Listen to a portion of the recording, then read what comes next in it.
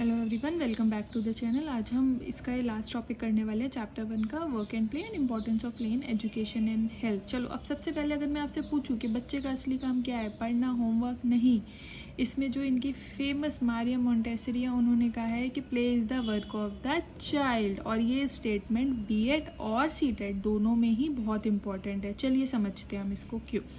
देखो, आज प्ले क्या होता है, सिर्फ एक टाइम पास तो होता नहीं है। प्ले एक नेचुरल लर्निंग प्रोसेस होता है जिससे कि बच्चा बिना प्रेशर के सीखता है, खेल खेल में सीखता है। प्ले सिर्फ टाइम पास नहीं होता। मारिया मोंटेसरी के अकॉर्डिंग उन्होंने कहा था कि देखो, play is the work of child. इसका मतलब है कि बच्चे प्ले के थ्रू इस दुनिया को समझते हैं। और play activities are essential to healthy development. ये बहुत एसेंशियल होती हैं जो बच्चे के लिए एक हेल्दी उनका ग्रोथ करती हैं। ठीक है, अब आजकल क्या हो गया है कि इंडोर एक्टिविटीज़ तो आपकी बढ़ती चली जा रही है और आउटडोर एक्टिविटीज़ कम होती चली जा रही हैं। बट वही है कि हमें उसको ज़्यादा बढ़ावा देना है। अब देखो, फिर उन्होंने क्या बताया है कि प्ले से चाइल्ड का ओवरऑल डेवलपमेंट होता है। अब देखो उन्होंने क्या बोला है, connection made between the nerve cells. तो प्ले से ब्रेन के नर्व सेल्स के कनेक्शन स्ट्रॉन्ग होते हैं, इससे उनकी लर्निंग एबिलिटी बढ़ती है। फिर उन्होंने बताया है कि देखो, बच्चे activity influence the development of fine and gross motor skill, language, socialisation. अब इससे सब कुछ बच्चे सीखते हैं। उनकी मोटर डेवलपमेंट होता है रनिंग, जंपिंग और गेम से। ठीक है, उनकी ग्रॉस मोटर स्किल्स बढ़ती है, उनकी फाइन मोटर स्किल्स बढ़ती है, प्रॉब्लम सॉल्विंग उनके अंदर एबिलिटी आती है, लर्निंग एबिलिटीज़ उनकी इंप्रूव होती है, क्रिएटिविटी होती है। ठीक है, अब इसके साथ उन्होंने बताया the most important role that play can have is to help children to be active, make choices and practice actions to mastery. तो वो सेम थिंग हो गई कि बच्चे की सारी जो हैं वो इमोशनल वेलबींग हो चाहे फिजिकल वेलबींग हो, सब इम्प्रूव होती है। ठीक है, अब इससे बच्चों के संग क्या होता है, वो कैब भी इंक्रीज़ होती है। फ्रेंड्स के संग खेलेंगे तो फिर उनकी क्या होगी, उससे वो कैब इंक्रीज़ होगी, क्योंकि खेलते वक्त कम्युनिकेशन बहुत अच्छा होता है। और जब कम्युनिकेशन इम्प्रूव होगा तो डेफिनेटली उनकी वो कैब भी इम्प्रूव होगी। ठीक है, अब इसके बाद क्या होता है कि उनका social development, sharing, cooperation, team work और लीडरशिप जैसी क्वालिटी भी डेवलपमेंट होती है। अब play link sensory, motors, cognitive and social emotional experience and provide an ideal setting from brain development. अब देखो, प्ले जो होता है, जब हम खेलते हैं तो बच्चों हर तरीके का, कोई भी बड़े लोग भी अगर कोई गेम खेलते हैं तो उनका स्ट्रेस दूर होता है। तो इससे कॉन्फिडेंस और सेल्फ कंट्रोल दोनों बढ़ते हैं। तो देखो, ये सोशल इमोशनल एक्सपीरियंस को भी बढ़ाता है, इनकी कॉग्निटिव स्किल्स को भी बढ़ाता है। तो ये मतलब एक खेलना हम सभी को पता है क्यों ज़रूरी है। तो इसमें उन्होंने सब कुछ बता दिया है कि भाई play is the work of the child. अब हम इस पे आते हैं कि importance of play in education and health.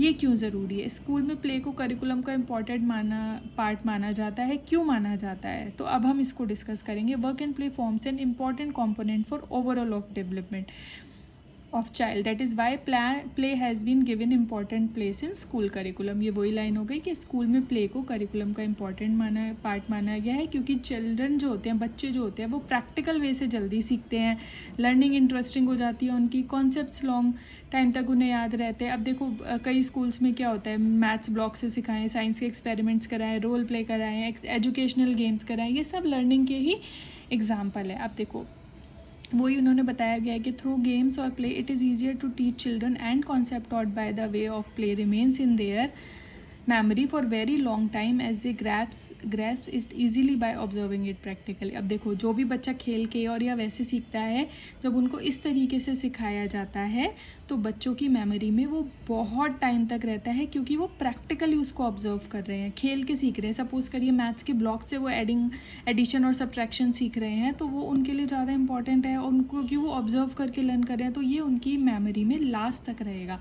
अब देखो, through constructive activity end game child tries to learn something new. These play and games help in building the imagination power। इससे उनकी imagination power बढ़ती है, developing thinking skill बढ़ती है, creative skill बढ़ती है, building cooperation among children, team work। अब देखो, बच्चों के साथ में खेलेंगे तो उनमें टीम वर्क की भावना भी जागेगी, है ना। खेल के ही वो सीखते हैं, तो उनमें उनकी इमेजिनेशन, अच्छा ऐसे नहीं होगा तो ऐसे होगा, तो ये सब बढ़ेगा। Game, sports and other physical activity help in developing the immunity and enables body to fight against diseases and infection. इसका मतलब क्या है कि देखो फिजिकल हेल्थ के लिए भी बहुत ज़रूरी होता है, ये हमारी इम्यूनिटी को इम्प्रूव करता है, डिसीज़ से फाइट करने की कैपेसिटी बढ़ती है, हाइट वेट और बॉडी कोऑर्डिनेशन इम्प्रूव होता है, स्ट्रेस और एंजाइटी कम होती है। Games and physical activity are very important for mental development and these activity reduce the stress। Same thing आगे जो मैंने अभी बताई थी आपको कि इससे सारा स्ट्रेस दूर होता है हमारा, है ना। और क्या बोलते हैं, स्ट्रेस हमारा रिलीज़ होता है, ठीक है। हमारी जितनी भी हाइट वेट और बॉडी कोऑर्डिनेशन इम्प्रूव होता है, एनजाइटी ख़त्म हो जाती है। Cognitive development includes forming self concept, forming concept of size, shape and color, different types of block, beads, toy, clay, sand, puzzle and other natural material enable children to learn differentiate between different shape, size, color, texture and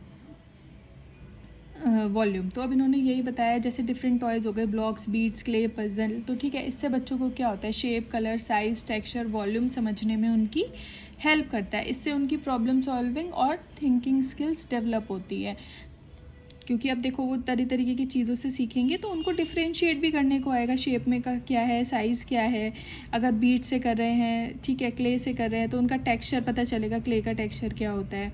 socio emotional development includes establishing relations, developing behaviour control and social skill that make them acceptable in their family, school and community. तो देखो अब इसी का यही है कि बच्चों को खेलना बहुत ज़रूरी है, जिससे कि वो अपने social wellbeing, mental wellbeing, physical wellbeing उनका सब इम्प्रूव हो और उनकी जो ग्रोथ है वो एक बहुत अच्छे पैरामीटर्स पर होगी। तो अगर आपको ये वीडियो हेल्पफुल लगी हो तो लाइक ज़रूर करें, चैनल को सब्सक्राइब करिए, क्योंकि यहाँ बीएड सीटर टीचिंग एग्ज़ाम के कंप्लीट नोट और एक्सप्लेनेशन मिलेंगे आपको। तो मिलते हैं नेक्स्ट वीडियो में। नेक्स्ट वीडियो में हम इसकी चैप्टर की एक्सरसाइज कंप्लीट करेंगे, जो अभी हमने चैप्टर करा है इसकी यहाँ साथ में एक्सरसाइज भी दी हुई है, तो हम इसको कंप्लीट करेंगे। Thank you for watching. Thank you.